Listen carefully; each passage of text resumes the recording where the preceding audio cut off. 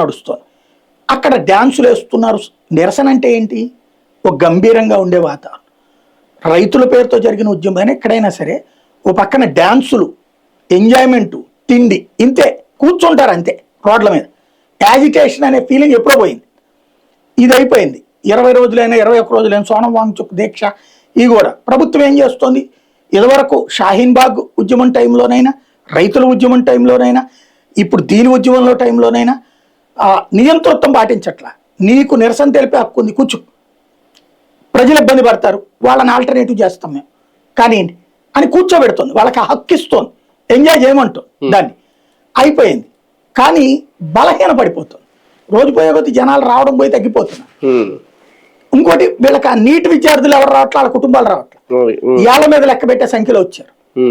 దాంతో వీళ్ళు ఏం చేశారు?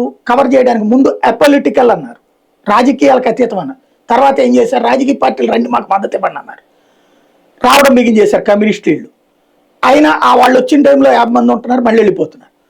చివరికి ఏం బిగిన్ చేశారు?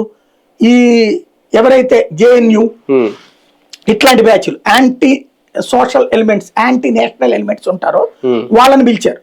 వాళ్ళేంటి, ఈ దేశంలో ఆర్టికల్ 370 మళ్ళీ తీసుకురావాలి, లేకపోతే కనుక భారతదేశంలో ఈ చట్టాలు ఉండకూడదు, సిఏఏ ఉండకూడదు, ఎన్ఆర్సీ ఉండకూడదు, ఇట్లాంటి